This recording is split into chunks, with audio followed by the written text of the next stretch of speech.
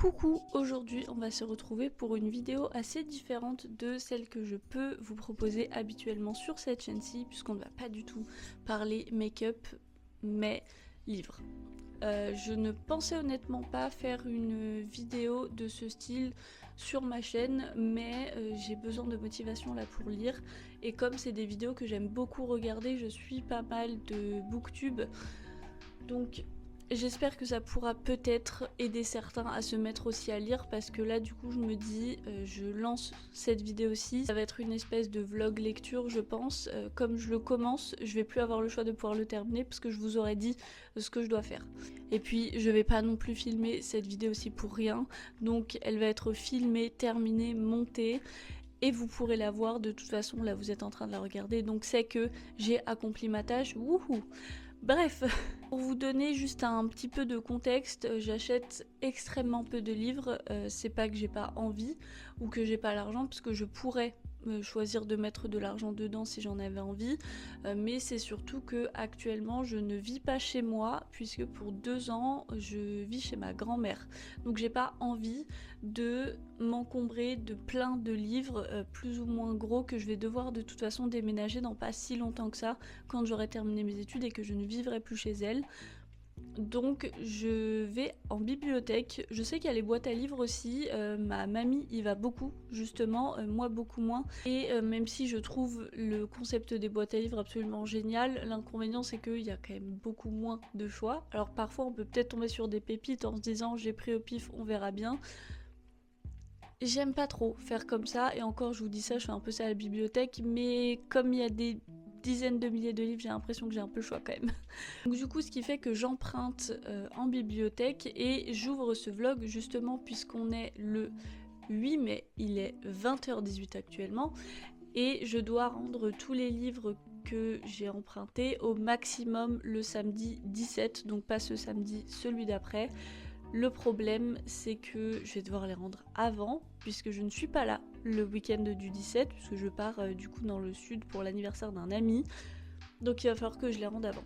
Deuxième problème, j'ai emprunté 4 livres, j'en ai fini 0. Ça fait 2 semaines que je les ai empruntés, c'est un peu la honte. J'aime beaucoup lire, mais le problème que j'ai à chaque fois c'est de me mettre dedans, parce qu'une fois que je me mets à lire, normalement ça va un petit peu tout seul, mais il faut que je m'y mette, et donc des fois je peux lire pendant 2 heures, et puis après ne plus rien lire pendant 2 semaines. C'est un peu contre-productif, parce que du coup quand on reprend, on a tout oublié, en tout cas moi c'est mon cas. Donc c'est pour ça que je fais cette vidéo aussi. Je me suis dit que ça pouvait aussi me permettre de pouvoir vous parler un petit peu des livres que je lis, et ce que j'en pense, vous faire un petit peu des petits résumés, si ça peut vous donner des idées de livres à lire, voilà. Sachant qu'il y a pas mal de livres qui sont quand même pris au pif honnêtement, mais au moins je pourrais vous dire si c'était une bonne découverte ou pas. J'ai également un abonnement Audible depuis 2 mois, puisque j'aime bien lire dans les transports, c'est pour ça que je prends toujours des gros livres et des livres beaucoup plus fins pour pouvoir les mettre dans mon sac. Le problème c'est que je suis en région parisienne, que ce soit mon école ou mon travail, je suis dans les transports tout le temps aux heures de pointe, donc quand je suis collée comme ça aux gens, je ne peux pas sortir mon livre. Donc c'est pour ça que j'ai choisi de prendre un abonnement Audible, j'ai pris celui de base. Ça me permet de pouvoir quand même lire, enfin écouter plutôt, et au moins c'est pas du temps perdu, même si j'ai pas le choix de toute façon. Et justement j'ai terminé aujourd'hui même un livre qui est La femme de ménage. Donc celui-ci c'est un livre extrêmement connu ces derniers temps, il a fait énormément parler, je comprends un peu pourquoi, mais honnêtement j'ai pas été transcendée par l'histoire non plus, puisque donc je vais essayer de vous faire à chaque fois des résumés des livres et vous parler un peu de quoi ça parle sans vous spoiler, parce que l'intérêt c'est plutôt de vous donner des idées de livres, et si je vous dis la fin, vous aurez pas d'intérêt à lire. Donc je vais essayer de pas spoiler, mais en gros, on va suivre Millie, qui est une jeune femme qui sort à peine de prison, je crois qu'elle a fait 10 ans de prison, donc c'est pas mal, on apprendra plus tard pourquoi est-ce qu'elle a fait de la prison, et elle va se faire embaucher comme bonne à tout faire dans une très grande maison où vit un couple et leur fille, et tout ne va évidemment pas se passer comme elle le pensait. Le salaire était très élevé par rapport aux boulot qui lui est demandé, mais elle va rapidement comprendre pourquoi. Et on va un petit peu suivre toutes ces aventures avec la femme, du coup, Nina, qui est absolument odieuse avec elle, le mari, Andrew, qui, au contraire, est bien moins odieux avec elle, et la petite fille, Sissy, qui lui en fait voir de toutes les couleurs. Là où j'ai été moins fan, c'est qu'en fait, toute la première moitié du livre, on va suivre l'histoire du point de vue de Millie, donc la bonne à tout faire. Et sur ça, du coup, pas de souci, l'histoire démarre de cette manière-ci, sauf qu'en fait, à partir de la moitié du livre, voire même après la moitié, on switch de point de vue et on reprend l'histoire beaucoup plus tôt avant, mais du point de vue de Nina, donc la mère de famille. Et sur le coup, j'ai dû revenir en arrière parce que je me suis dit mais attends, c'est moi qui ai pas suivi, pourquoi est-ce que d'un seul coup on passe à un autre personnage? Et j'ai eu du mal à me remettre dedans parce qu'il y avait des fois où j'oubliais que c'était Nina qui parlait, donc je comprenais pas parce que dans ma tête c'était Millie. Donc j'ai pas trop aimé la manière dont ça a switché de personnage, en tout cas de personnage principal. Mais sinon, globalement, l'histoire était très bien. J'ai franchement bien aimé. Je me suis pas ennuyée en le lisant. Il y a juste eu ça qui a fait que j'ai été perturbée un petit peu, mais une fois que ça allait, c'était bon. Je sais qu'il y a d'autres tomes dans la saga. Je pense que je les lirai, enfin du coup que je les écouterai. Et je vous dirai évidemment ce que j'en pense aussi.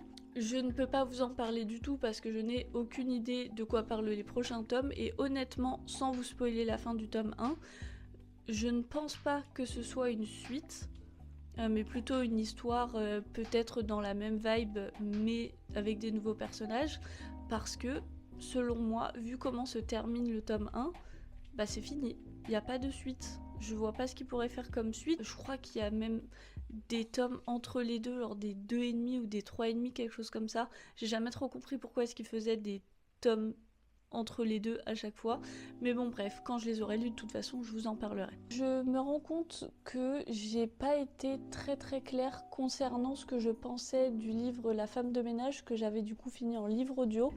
Je crois que dans ce que j'ai dit, c'est que pour moi je ne voyais pas quelle était la suite parce qu'il n'y en avait pas. C'est pas ça. En soi, c'est pas qu'il peut pas y avoir de suite, parce que clairement, si à la fin on sait quelle suite pourrait être potentielle, mais j'ai juste peur que ce soit la même histoire, le même livre. J'ai pas envie de lire un tome 2 qui serait juste Millie, qui se retrouverait dans une autre famille où il se passerait exactement la même chose. C'est juste ça que j'ai pas envie d'avoir, mais je verrai, de toute façon, je compte écouter, je pense, le tome 2, donc on verra à ce moment-là. Donc pour ce livre-ci, c'est terminé. Maintenant, on va passer aux 4 livres que j'ai empruntés à la bibliothèque. Donc on va déjà avoir l'amulette de Samarcande, la trilogie de Bartiméus de Jonathan Stroud, qui est donc ce livre-ci. Honnêtement, je l'ai pris pour la couverture parce que je suis très fan de tout l'univers fantastique et fantasy. C'est quelque chose que je lis depuis que je suis petite, c'est un univers qui me plaît beaucoup. Donc je l'ai pris par rapport à la couverture, je me suis dit que ça avait l'air plutôt sympa. Je n'ai rien commencé du tout. De ce que je comprends au niveau de la 4e de couverture, en gros on est dans un monde complètement différent du nôtre, mais on a l'apprenti magicien Nathaniel qui va invoquer un très célèbre djinn qui s'appelle Bartiméus. Je ne sais pas ce qu'est un djinn, on va sans doute le découvrir dans ce livre-ci de toute façon, et il va lui demander d'aller chercher une pierre ou quelque chose comme ça. Une amulette, du coup l'amulette de Samarcande, d'où le titre du livre de toute façon, et on va les suivre tout simplement dans leur quête pour aller découvrir ça, donc on va voir leurs aventures et tout. Donc je pense que c'est le genre d'histoire qui me plaira, parce que j'ai lu beaucoup de livres de ce style, j'aime beaucoup en général, donc on verra, mais je n'ai rien commencé du tout, et il est surtout très très gros, puisqu'il fait 557 pages, donc c'est pas mal quand même, il va me falloir un petit peu de temps, c'est d'ailleurs pour ça que je ne vais pas commencer avec celui-ci. Je vais commencer mon vlog lecture avec le livre de Claire North, Le Serpent, La Maison des Jeux 1. Je sais qu'il y en a d'autres, enfin d'où La Maison des Jeux 1. Je verrai au fur et à mesure de si j'aime bien l'histoire, si j'ai envie de continuer. Je l'ai déjà commencé puisqu'en fait c'est celui qui était dans mon sac, mais ça doit faire une semaine que je ne l'ai pas touché. Je suis à la page 37 sur 150 peut-être, même pas. Sur 154 pages. Donc je pense qu'il peut être assez rapide à lire et à finir, ça m'arrangerait beaucoup parce que c'est pas un livre très très long, il est pas trop mal pour l'instant de ce que je me souviens de ce que j'ai lu. En gros on va suivre, alors je vais pas vous sortir les noms des personnages, je suis très nulle dans la vraie vie pour les noms des personnages, alors tout ce qui est livre, film, série c'est pire encore. Mais du coup on a une jeune femme qui va être mariée de force très jeune, je crois qu'elle avait 12 ans, quand elle est mariée à un homme du coup forcément beaucoup plus vieux qu'elle. Et tout ça se passe dans un monde complètement dystopique. Voilà, on n'est pas du tout dans le monde réel, c'est plutôt futuriste, mais je sais pas comment le décrire, mais dans la manière dont je m'imagine un petit peu l'univers et tout le monde extérieur, je vois ça un peu à la Star Wars. Vous savez, quand ils vont sur les planètes où les gens ont beaucoup d'argent, il y a des casinos, des jeux d'argent et tout ça, j'imagine un petit peu ça, je ne sais pas du tout si c'est ça. On va suivre Téné, je ne suis pas sûre de comment est-ce qu'on prononce le nom, mais on va dire Téné. Donc on va suivre du coup Téné qui est la femme qui a été mariée, comme je vous ai dit au départ, qui va commencer à suivre son mari dans une très très grosse maison de jeu, sachant que son mari boit beaucoup, il va voir d'autres femmes qu'elle, et il est surtout assez nul en jeu d'argent, et pourtant ils vont aller dans une grosse ville qui est très réputée justement pour ce casino-ci, un peu comme s'ils allaient à Las Vegas, sauf qu'il va un petit peu dilapider toute leur fortune dans les jeux d'argent parce qu'il perd à chaque fois. Et elle, de son côté, elle va se découvrir un sacré talent, au contraire, pour les jeux d'argent. Elle va commencer à se refaire une petite fortune qu'elle met de côté, et sauf que un jour elle va se faire repérer par les personnes qui travaillent dans ce casino-ci pour intégrer un cercle assez fermé de joueurs. Je n'ai pas la suite puisque c'est dans la partie du livre que je n'ai pas encore lu, donc je ne sais pas vraiment ce que ça implique. Mais pour l'instant, de ce que j'ai commencé à lire, j'aime beaucoup. Le troisième livre que je vais avoir à lire, c'est du Stephen King, c'est le livre Élévation. Je n'ai pas commencé du tout, je vous en parlerai mieux quand je l'aurai démarré pour vous dire un petit peu de quoi ça parle. Et le quatrième livre, c'est de Philippe Besson. Vous parlez de mon fils. Celui-ci, je l'ai pris parce que c'était une nouveauté dans la bibliothèque. Il était sur la table du coup avec tous les nouveaux livres. Et bon, ça avait l'air triste, je pense que ça l'est, mais du coup ça m'a bien tenté, donc je l'ai pris et puis je vous dirai ce que j'en pense. Trêve de blabla, j'ai l'impression que ça va être très très long si je continue comme ça, mais je vais continuer ce livre, je me dis qu'il est pas très long, je l'ai déjà démarré, j'aime bien l'histoire, donc autant le continuer. Du coup, le temps que je vous parle, il est 20h31, et je vais recommencer à lire et puis je reviendrai vous voir quand j'aurai un petit peu plus avancé avec ce livre.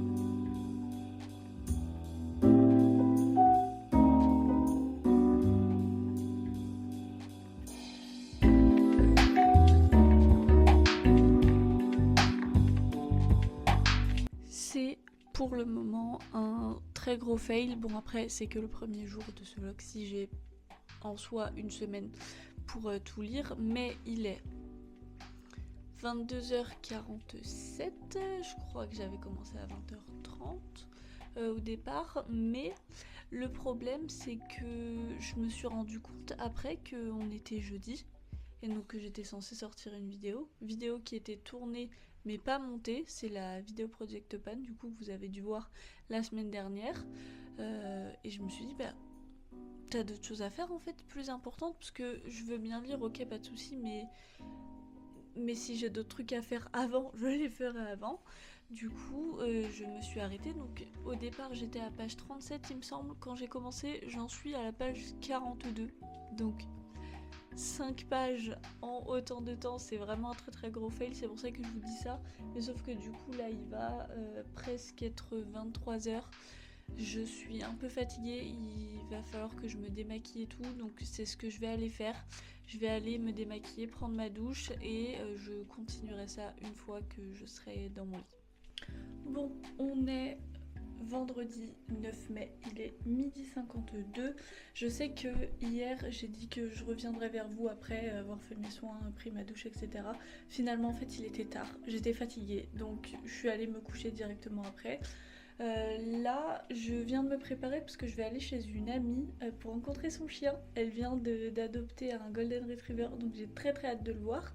Mais j'en ai pour plus d'une heure de transport. Du coup, je vais en profiter, je vais prendre mon livre et comme ça, je lirai un petit peu plus dans le RER.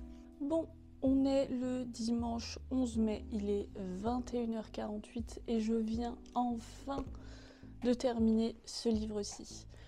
Je dis enfin puisque ça a été très long. À la fin, je m'y suis mise à fond parce que je me suis dit il me reste quand même 3 autres à lire. Je vais jamais y arriver si je reste une semaine dessus. Donc je me suis forcée entre guillemets à le continuer. Et donc ce que j'en pense, c'est que il est compliqué à lire, honnêtement. Alors déjà, pour clarifier un truc, il me semble que au départ, en vous parlant de ce livre-ci, je vous avais dit oui, c'est un livre qui se passe dans un autre monde assez futuriste et tout ça. La manière dont j'imaginais le monde et là où les personnages étaient n'a pas changé. Par contre, ce n'est ni dans le futur, ni dans un autre monde, parce qu'on est à Venise en 1610.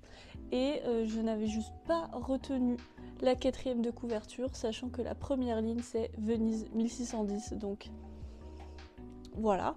Je me suis doutée, en fait honnêtement c'est assez tard dans le livre où je me suis dit il y a peut-être un truc que j'ai mal compris dans la temporalité, parce que ça parlait de Constantinople et je me suis dit mais ça n'existe plus.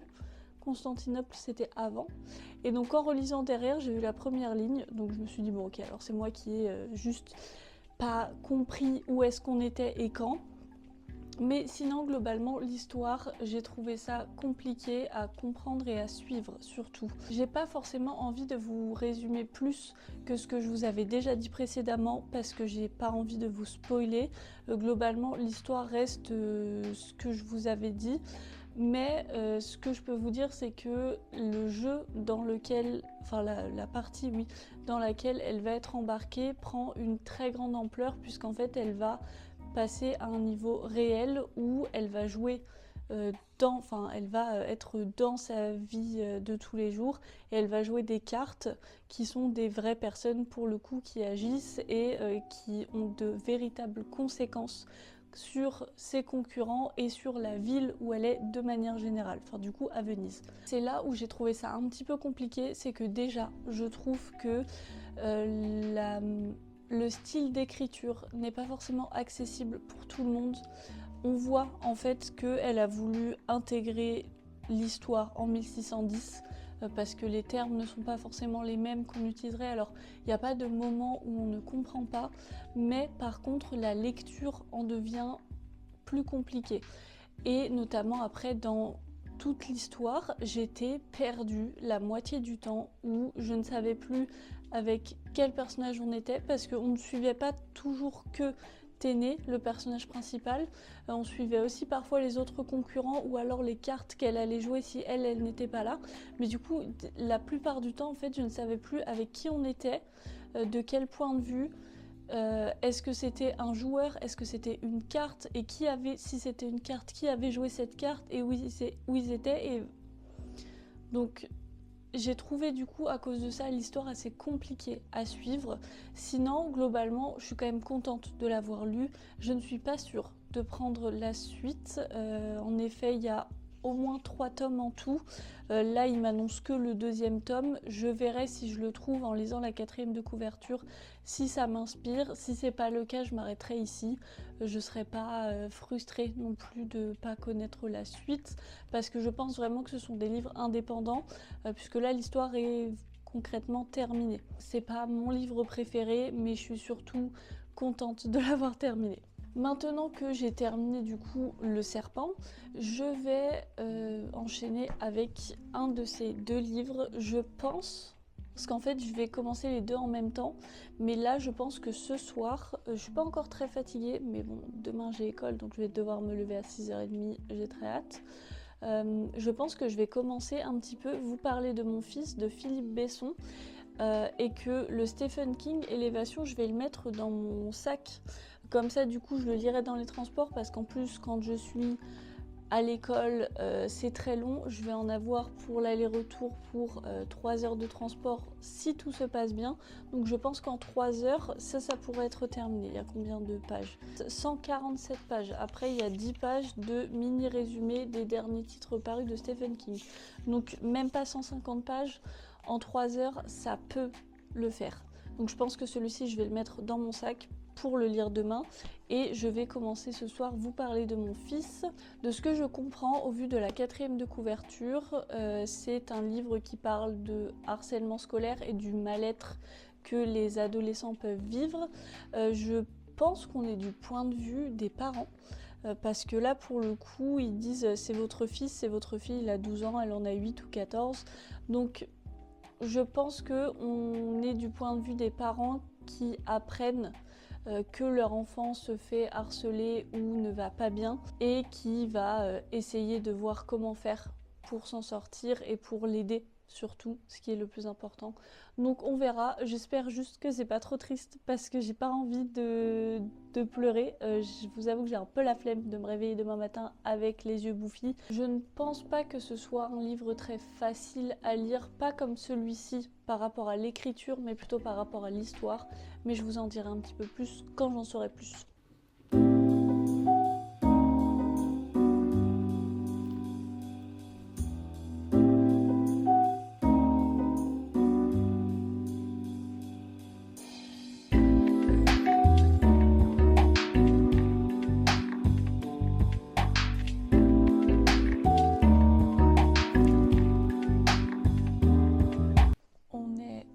Lundi 12 mai, il est 23h en gros et je viens de terminer vous parler de mon fils.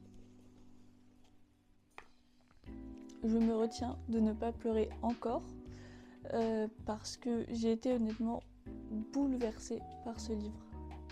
Je vais revenir sur ce que j'avais cru comprendre de la 4e de couverture où il me semble que je vous avais dit que on parlait de harcèlement scolaire et de ce qui pouvait être mis en place. C'est bien pire que ça, puisque on va suivre le récit d'une famille qui a perdu un enfant, qui s'est ôté la vie à 14 ans suite à du harcèlement scolaire. Tout le livre ne se passe que sur une journée, mais on a énormément de retours en arrière et surtout de souvenirs en fait via ces retours en arrière, puisque tout le livre est écrit du point de vue du père. Pour vous mettre un petit peu de contexte, quand l'histoire commence, ça fait 1 mois que Hugo, 14 ans, a décidé de s'enlever la vie. Je vais pas forcément entrer dans les détails de comment est-ce qu'il a pu faire ça, parce que je sais pas trop comment YouTube prend ça, et en soi ça ne change pas grand chose à l'histoire que vous allez lire. Donc ça fait 1 mois que Hugo est parti et il y a une marche blanche qui est organisée dans la ville où ils sont, et en fait le livre il est réparti en 4 parties. La première partie, c'est 1 heure avant la marche blanche. On va suivre les parents et le petit frère aussi de Hugo qui a 8 ans, si je me souviens bien, qui se prépare en fait pour la marche blanche. Donc on va voir tout simplement comment il se prépare. Et puis on a aussi tous les souvenirs du père, les souvenirs joyeux où il se souvient de son fils, des bons moments qu'il a pu passer avec lui, il revoit des photos. Dans la deuxième partie, les grands-parents arrivent à la maison pour pouvoir les accompagner à la marche blanche. Et on suit ces 15 minutes-là, avec aussi le trajet et quand ils arrivent à la marche blanche, mais avant que ça démarre. Et on a aussi, pareil, des souvenirs de comment est-ce qu'ils ont appris, comment est-ce qu'ils ont commencé à comprendre que ça n'allait pas, ce qui n'allait pas chez leur fils, enfin en tout cas ce qui n'allait pas à l'école avec leur fils. La troisième partie, c'est pendant la marche blanche. Pendant cette partie-là, on a aussi énormément de souvenirs de ce que les parents ont fait, de ce qu'ils ont essayé de mettre en place, des personnes qu'ils ont alertées, que ce soit l'école, la police, ils ont été voir un psy aussi pour essayer de faire en sorte que ça aille mieux. Ils vont aussi voir les parents des 2 harceleurs. Et donc on suit un petit peu tout le processus de eux, ce qu'ils ont engagé de leur côté, de ce qui va être fait de l'autre côté de la part de l'école, et surtout ce qui ne va pas être fait, puisque malheureusement, et c'est encore trop le cas aujourd'hui, ça a été pris très à la légère, où l'école essayait de se dédouaner en soi en disant que c'était juste des histoires de collégiens, et donc que c'était pas grave. Sauf que si, c'était grave. La 3e partie, on est pendant la marche blanche.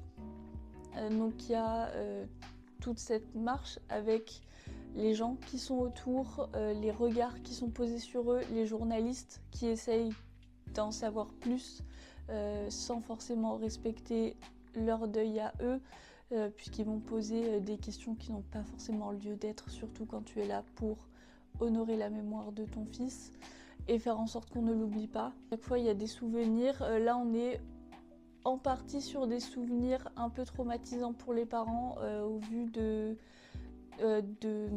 harcèlement qui recommence pour leur fils, puisque les harceleurs ont été mis au courant et ils s'en prennent encore plus à lui, c'est juste que maintenant il faut en sorte qu'il n'y ait plus de traces écrites. Et aussi des souvenirs de bons moments qu'il a pu passer avec son fils, puisqu'il traverse un petit peu la ville aussi, donc il se rappelle certains souvenirs.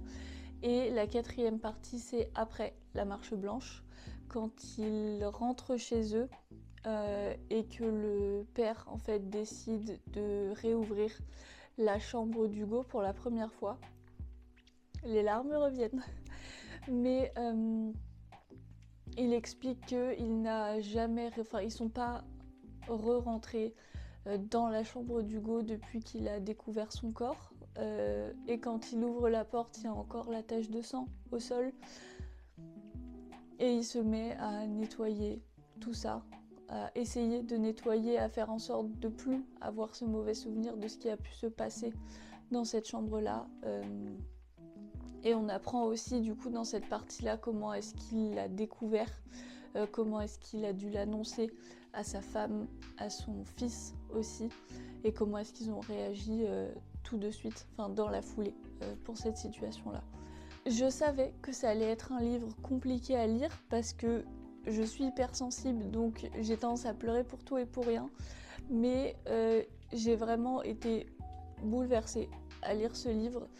Pour vous dire, je l'ai commencé donc hier soir assez tard et j'aurais pu le lire d'une traite, mais je me suis forcée à la fin du livre, sachant qu'il fait 200 pages, je me suis forcée au bout d'une centaine de pages à arrêter parce que je savais que j'allais devoir me lever le lendemain matin tôt et que j'allais regretter de me coucher aussi tard.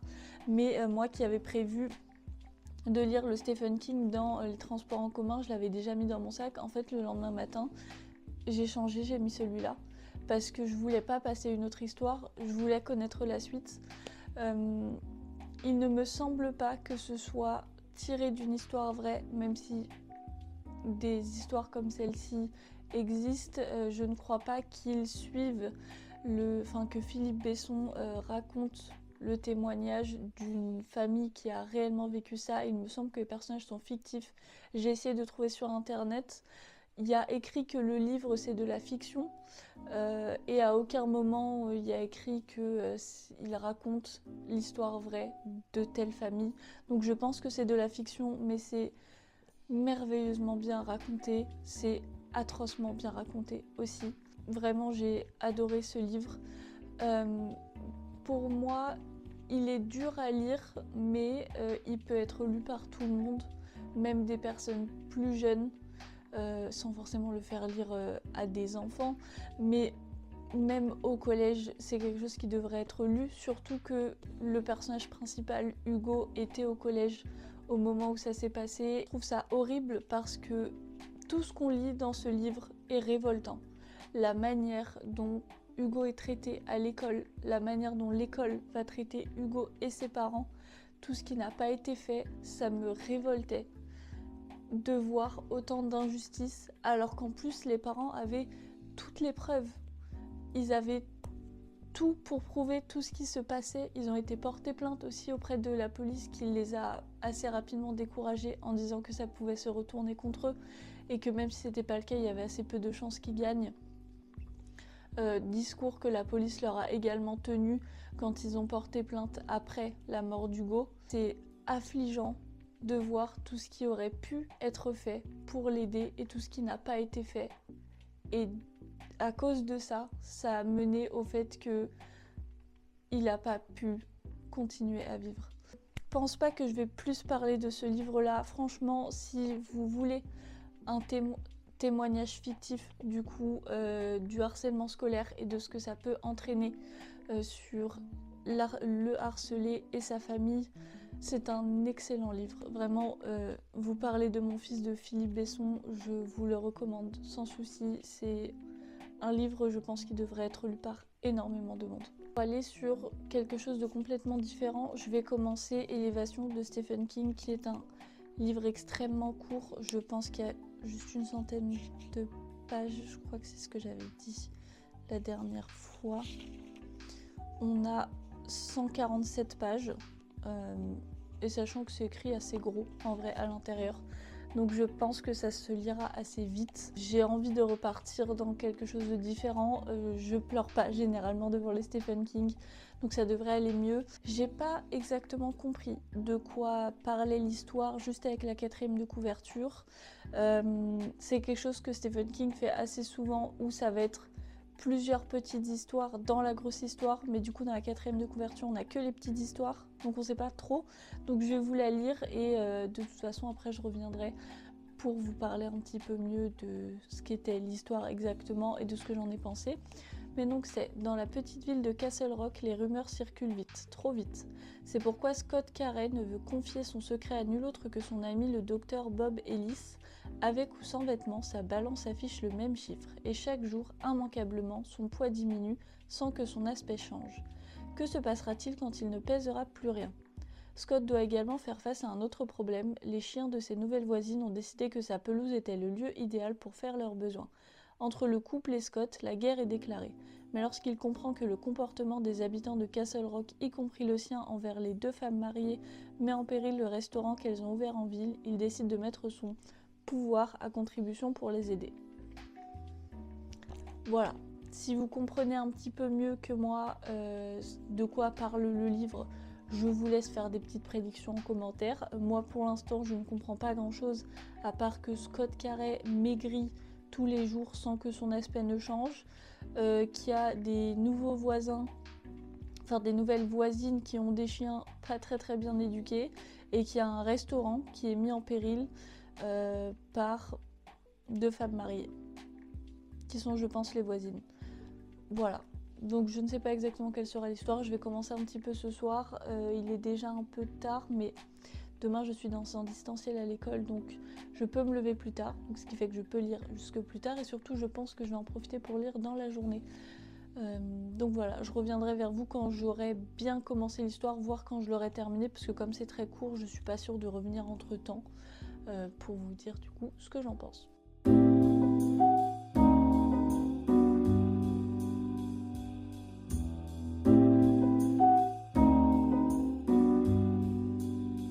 Écoutez, on est mardi 13 mai, il est 21h27 et je m'étais posée devant la télé pour regarder Koh-Lanta puisqu'on est mardi, qu'il est 21h passé. J'avais fait ma petite commande de sushi et tout ça, je voulais manger devant Koh-Lanta. Je me retrouve devant qui ?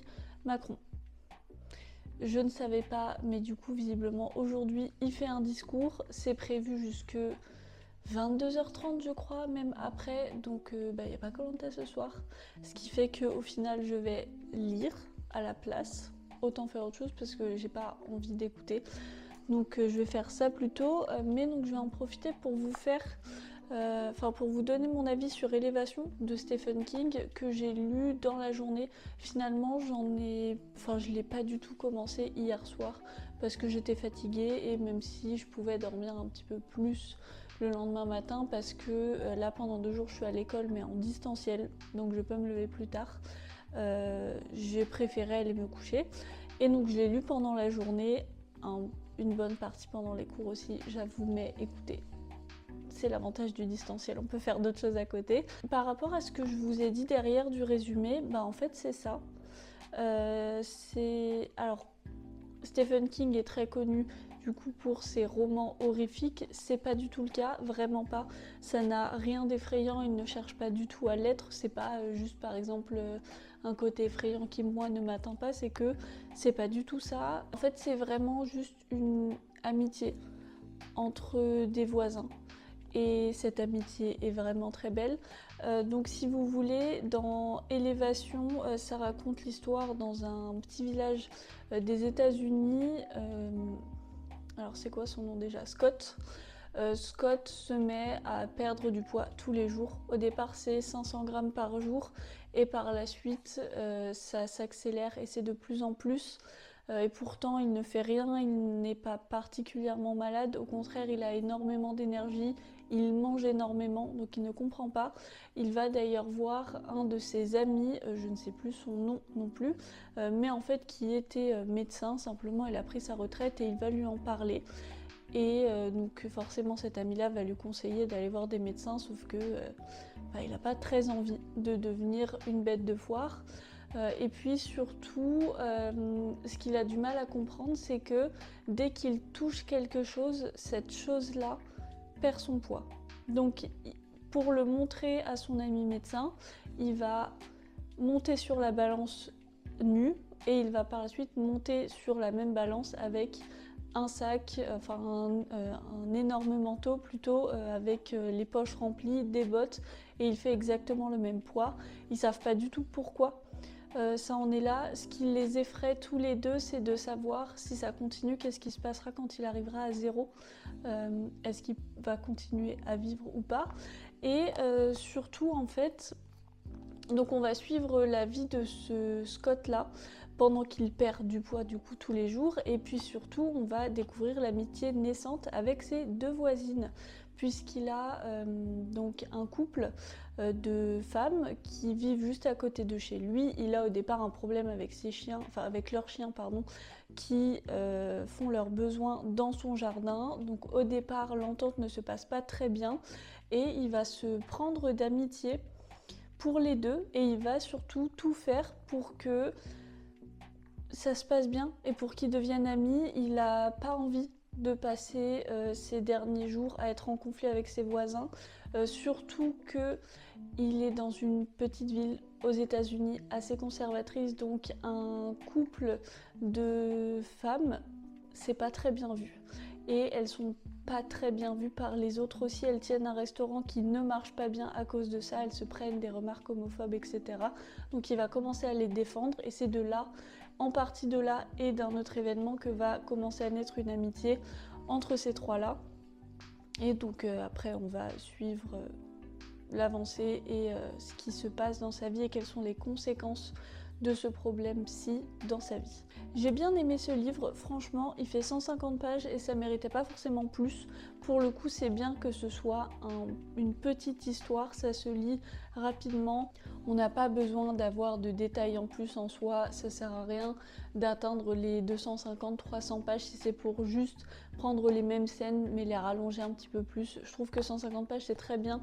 C'est un livre qui est bien pour vous vider un petit peu la tête, je trouve. Il n'est pas compliqué à comprendre. C'est écrit assez gros à l'intérieur. Donc du coup, ce qui fait que même en n'étant pas long, il est vraiment facile à lire. Donc franchement, je l'ai bien aimé. C'est pas le genre de roman pour lequel je lis Stephen King à la base, sachant que Stephen King est mon auteur préféré. Mais je trouve que ça change et même en changeant de style, il le fait toujours très bien. Donc je suis très contente d'avoir lu ce livre de Stephen King. C'était pas fait encore, sachant que, comme je vous ai dit, donc c'est mon auteur préféré et j'ai d'ailleurs pour objectif de lire absolument toute son œuvre. Je le ferai plus tard, j'ai pour objectif de lire et d'avoir toute son œuvre, mais bon, est-ce que j'aurai à la bibliothèque, je le lirai et puis je l'achèterai plus tard. Mais écoutez, pour l'instant, je suis très contente de ce livre-ci. Et du coup, on va passer à l'amulette de Samarcande dans la trilogie de Bartiméus de Jonathan Stroud. J'en suis vraiment au tout début, j'ai lu que quelques pages, j'en suis à la page 13. Il y en a énormément. Il y en a 557, donc ça va être beaucoup plus long à lire. Demain aussi je suis en distanciel, donc je continuerai de le lire aussi. Au bout de 13 pages, je ne peux pas vous dire si j'aime bien ou pas, si c'est une bonne histoire ou pas, mais selon moi évidemment. Mais écoutez, de comment ça commence, c'est plutôt le genre d'histoire que j'aime bien. Un peu Heroic Fantasy que j'aime bien lire habituellement. C'est écrit assez gros aussi à l'intérieur, donc même si c'est un gros livre, vous mettez pas trop de temps à lire une page non plus, c'est pas juste un gros pavé à chaque page, donc ça c'est cool, c'est plus digeste à lire. Je vais le continuer, je continuerai aussi demain et je pense que je reviendrai vers vous de toute façon quand je l'aurai terminé. Bon, écoutez, je ne vais pas finir ce livre. On est mercredi 14 mai, il va être 17 h et en fait j'ai jusque vendredi pour aller ramener les livres et j'ai pas envie de me lancer dans un gros pavé. Si je peux être honnête, j'en suis à là, j'ai assez peu lu. Par contre, dans ce que j'ai commencé à lire, j'ai bien aimé l'histoire, mais je vais aller rendre les livres parce que je suis pas sûre sinon d'avoir le temps avant. Là je vais bientôt finir les cours et j'ai pas envie d'être à courir partout vendredi soir, sachant que le samedi je vais devoir me lever tôt pour prendre un bus et tout. Bref, j'ai pas envie. Donc je vais pas me forcer non plus à ne faire que le lire alors que je serais fatiguée par exemple pour pouvoir l'avoir terminé pour vendredi. Je verrai si je peux le réemprunter tout de suite. La bibliothèque dans laquelle je l'avais emprunté est assez petite. Donc peut-être qu'ils vont dire oui, je sais pas, et sinon bah, je le rendrai puis je le reprendrai une autre fois parce qu'en soi l'histoire est plutôt bonne. C'est le genre justement d'heroic fantasy que j'aime bien, qui ressemble à des livres que j'ai beaucoup aimés, au niveau de l'histoire, de l'ambiance, des personnages, etc. Ce que je peux vous dire, c'est que je pensais que en soi l'histoire était sur le magicien et le djinn qui partait du coup en quête de l'amulette de Samarcande.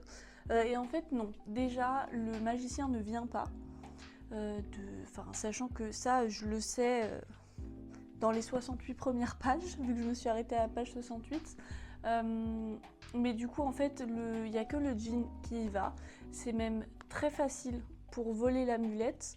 Maintenant ça va peut-être plus être qu'est-ce que le magicien va en faire, sachant que les chapitres sont en intermittence en fonction des points de vue, pas forcément chapitre 1 c'est l'un, chapitre 2 c'est l'autre, il y a des fois plusieurs chapitres d'affilée qui sont sur un point de vue, mais on voit les deux. On a notamment dans les chapitres du point de vue du magicien, on voit beaucoup ses premiers souvenirs en tant que magicien, les premières expériences qu'il a pu avoir avec les créatures. Je pense que du coup c'est dans ces souvenirs là qu'on en apprendra plus sur pourquoi est-ce qu'il veut cette amulette. Mais donc je suis contente de l'avoir commencé. C'est un petit fail vu que je ne le termine pas, mais je le reprendrai je pense quand j'aurai un peu plus de temps et que j'aurai un peu plus envie d'un gros pavé. Mais pour l'instant je m'arrête là. Bon, du coup je vais clôturer ce vlog ici. Donc je viens de vous faire le résumé de ce livre là très rapidement, de ce que j'ai pu lire. J'ai pu lire ces 3 livres-ci plus La femme de ménage, mais en livre audio, donc c'est pour ça que je peux pas vous le montrer là. Je suis très contente d'avoir fait ce vlog-ci. Je suis énormément de chaînes booktube. Je ne me lancerai pas dans une chaîne complètement booktube, clairement pas. J'ai pas envie. J'aime lire, mais je sais que je lis pas assez pour faire non plus une chaîne entièrement dédiée à ça, et j'ai pas envie de me forcer à lire comme là j'aurais pu faire, juste pour créer du contenu autour de ça. Mais par contre je pense que ce sera pas le dernier vlog lecture que vous verrez. Peut-être que je changerai de format, je suis pas sûre, mais c'est surtout que ça m'a beaucoup aidé à lire, tout simplement. Je sais très bien que si j'avais pas allumé la caméra, j'aurais probablement terminé un livre sur les 3, mais clairement pas les 3, ça c'est sûr. Donc je pense que rien que pour ça, je vais continuer.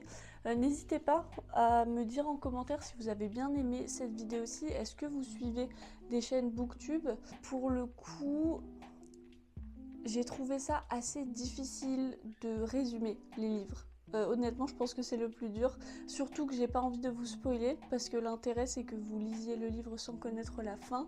Mais en tout cas, j'ai quand même été assez contente d'avoir lu ces livres-ci, comme je vous ai dit. Je ne sais pas encore le rendu du vlog, j'espère que vous l'aimerez. Du coup, n'hésitez pas à vous abonner et activer la petite cloche de notification pour ne rien louper des prochaines vidéos, que ce soit du contenu make-up, soins ou livres. En attendant, je vous fais d'énormes bisous et je vous souhaite une bonne journée.